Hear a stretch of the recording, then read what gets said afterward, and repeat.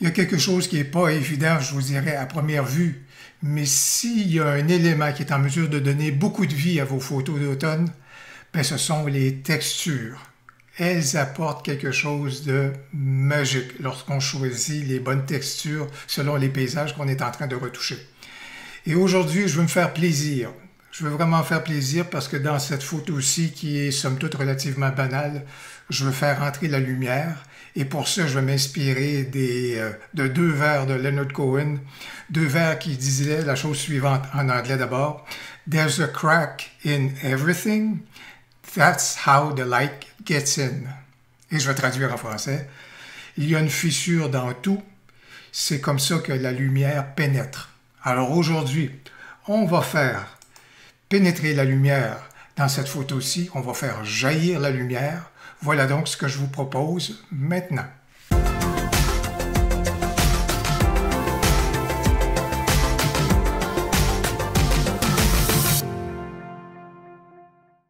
Aujourd'hui, je me tourne vers On1 Photoroom, mais bien sûr, j'aurais pu me tourner vers Luminar AI, Luminar 4, Luminar Neo si je l'avais en ma possession, Photoshop bien sûr, bon bref, tous les logiciels qui ont des calques et qui permettent donc l'ajout de textures. C'est vraiment là-dessus que j'aimerais amener votre attention aujourd'hui plutôt que l'outil utilisé.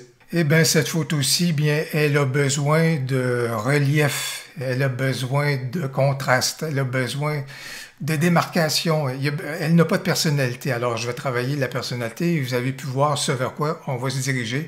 C'est donc de créer un tout petit peu l'obscurité ou en fait la noirceur des sous-bois.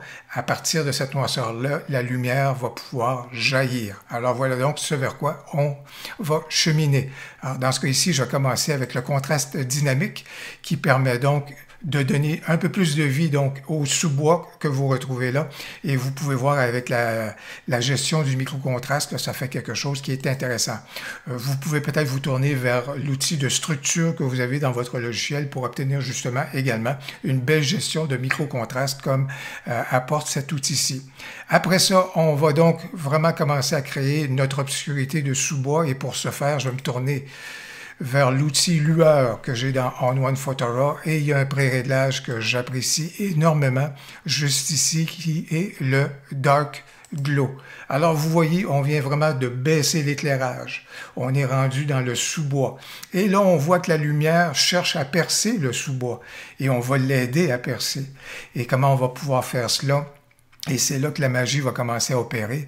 Je vais activer le masque. Dans ce cas ici, je vais donc prendre un pinceau d'une assez bonne taille. Je vous dirais, je vais peut-être diminuer un tout petit peu celui-ci. Et au niveau de l'opacité, là, à peu près, loin de 100%, mais peut-être autour du tiers. Je vous dirais, tiens, je vais le mettre juste ici à 35, 33, 35, voilà. Et on va diminuer, voilà, on va donc diminuer notre intensité pour qu'on puisse commencer donc à travailler sur certaines zones et la lumière va jaillir. On voit qu'elle demande à jaillir juste ici. On voit qu'elle va arriver et évidemment, le sentier est une invitation à ce moment-là à ce que la lumière puisse nous guider justement dans le sentier. Et je vous dirais que ça, ce serait quelque chose qui peut être intéressant. Et peut-être juste pour diminuer un tout petit peu mon intensité, il y a peut-être d'autres zones également que ça pourrait être intéressant, justement, qu'il y ait un peu de lumière qui soit là, en bordure juste ici, entre autres, justement là. Et je vous dirais également de ce côté-ci. Donc, vous voyez, on peut créer les ténèbres, mais à ce moment-là, on peut commencer à faire jaillir la lumière. Alors, on est bien parti avec, justement, notre premier masque et la zone qui est donc couverte. Vous pouvez donc voir ceci. Donc, voilà donc ce qu'on a pu obtenir avec notre outil de lueur et qui pourrait être, comme je le disais, l'équivalent de Mystique là, du côté de Luminar. On est donc bien parti, mais là, on va commencer à créer un peu de magie avec les textures. Avant de ce faire, je vais quand même copier mon masque parce qu'on va toujours travailler à peu près sur la même zone à ce moment-là pour la lumière. Je vais rajouter ici un filtre et je vais donc me tourner vers un outil dans On1 qui me permet donc l'ajout de texture. Qu'est-ce que je cherche à faire? Puis je vais vous illustrer un tout petit peu la texture que je vais prendre parce que ce que je recherche dans une texture, c'est vraiment pas le motif, mais ce sont les zones d'ombre et de lumière que la texture peut apporter. Alors dans ce cas ici, je vais me tourner vers une texture de tissu, et ici ce qu'on appelle brocart noir. Alors brocart noir, comme vous pouvez le voir, comme c'est là, c'est en mode normal, et vous voyez que ça vient vraiment de créer beaucoup d'obscurité et apporter également un motif dans ma photo. Dans ce cas ici, je vais juste vous montrer, en profitant du menu ici, remplacer. Voici donc la texture de brocart noir, ce qu'elle a l'air. Mais lorsque vous la regardez, ce que vous notez, c'est le motif. Mais au bout du compte, moi, ce que je regarde, c'est plus les zones de lumière et d'obscurité, les zones un peu plus obscurcies et un peu plus aérées. La texture, c'est ça que je remarque et qui me guide un peu dans mon choix au niveau donc des textures. Et dans ce cas ici, ce que je vais faire, regardez bien, je vais profiter et je vais modifier la transparence de la texture pour m'en aller vers subtil. Et vous voyez comme c'est là, on ne voit plus du tout le motif. On voit l'effet de la texture. Mais le motif, là, il n'est vraiment pas évident. Ne cherchez pas à voir le motif du brocart là, dans le truc. Mais vous voyez que manifestement, dans ce cas ici, elle a assombri donc ma photo.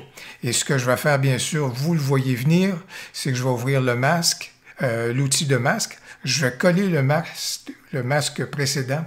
Et vous voyez que mon masque vient encore opérer et j'ai donc de la lumière qui jaillit donc au même endroit et le reste de ma photo, c'est donc assombri. Ce que je pourrais faire également, juste pour continuer, je vais juste diminuer mon opacité encore.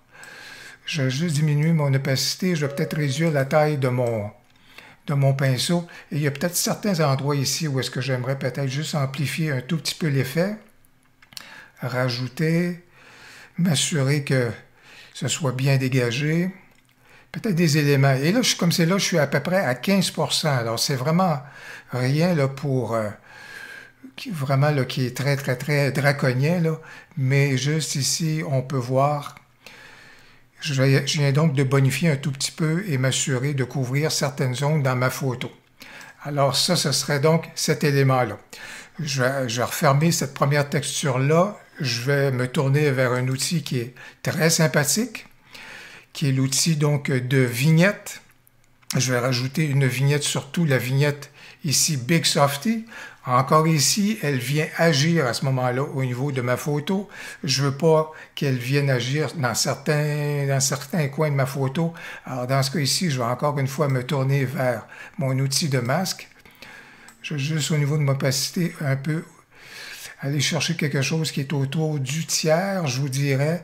Et dans ce cas ici, ce que je veux vraiment pas qu'elle fasse, que la vignette vienne faire, c'est obscurcir en particulier mon premier plan, qui a une bonne importance. Alors dans ce cas ici, je veux pas que ça vienne jouer trop là. Je vais peut-être juste augmenter également la quantité de réduction de l'effet de vignette juste ici, donc dans ce coin ici. Dans ce bas ici également, au premier plan, je veux vraiment que le premier plan retienne notre attention également, qu'il ne soit pas trop obscurci. Alors vous voyez que dans ce cas ici, donc, l'effet de vignette est donc atténué, tandis que je veux bien que l'effet de vignette s'applique donc dans le haut de ma photo. Et je vous dirais également, ce qu'on va faire, c'est qu'on va conclure en rajoutant une autre texture qui, justement, va apporter de l'ensoleillement à l'ensemble de ma photo. Et pour démontrer l'apport des textures dans notre processus de retouche photo, surtout avec la photo d'automne, je vais rajouter, donc, je le disais, une autre texture. Et je sais qu'il y a des outils qui peuvent apporter de l'ensoleillement dans des photos, je le sais. Mais dans ce cas ici, il y a quelque chose d'extrêmement sympathique. Je vais me tourner ici vers des textures que j'ai pu obtenir ou qu'on peut obtenir via Philippe Sainte-Ledy. Il a de magnifiques textures qu'il nous offre gratuitement sur son site. Et dans ce cas ici, je vais regarder et vous pouvez voir les belles possibilités qu'on retrouve juste là. Alors, vous voyez, si je fais juste circuler et je fais juste survoler certaines des textures, regardez, oh là là, ça ici, là, c'est quelque chose. Alors, vous voyez ici, il y a de beaux effets qu'on est capable de regarder. Si je regarde celle-ci, entre autres, je lorgne du côté de celle-là. Ça peut être celle-ci également. Vous voyez celle-là. Mais au bout du compte, je vais me tourner vers cette texture-ci. Et si vous regardez, je vais juste appliquer celle-ci et juste ici, par défaut, j'ai coché l'option que, quel que soit le choix de la texture que je fais, le logiciel adopte immédiatement, si vous voulez, celle-ci à l'ensemble de l'écran. Alors, c'est pour ça que des fois, si vous voulez, les dimensions de la texture n'arrivent pas toujours avec notre photo, mais avec l'outil de transformation, on est capable d'agrandir celle-ci. Et dans ce cas-ci, ça se fait donc de façon automatique. Dans ce cas-ci, donc, au niveau de la transparence, je suis actuellement en mode subtil. Voyons si je le mets en mode normal, vous voyez que ça devient vraiment quelque chose d'assez puissant. Je vais peut-être le laisser encore une fois tout simplement en mode subtil à ce moment-là. Au niveau de ma photo, je vais peut-être augmenter donc l'opacité de celle-ci juste pour que ce soit encore un peu plus lumineux, je vous dirais. Mais au bout du compte, on est parti donc de cette photo-ci qui avait pas vraiment de personnalité, qui manquait de caractère et de cachet. Et qu'est-ce qu'on a fait? Ben, on a créé l'ombre dans les sous-bois et à partir de cette ombre des sous-bois-là, ben, a jailli donc la lumière. Eh bien, j'espère que la vidéo vous a permis de découvrir le monde merveilleux des textures et de la photo d'automne. C'est vraiment un très, très beau tandem à exploiter. J'espère que la vidéo a pu vous inspirer. Si c'est le cas et que vous avez aimé celle-ci, n'hésitez donc pas à cliquer sur j'aime et surtout, n'hésitez pas à commenter. J'ai bien hâte de vous lire. Au plaisir, à la prochaine.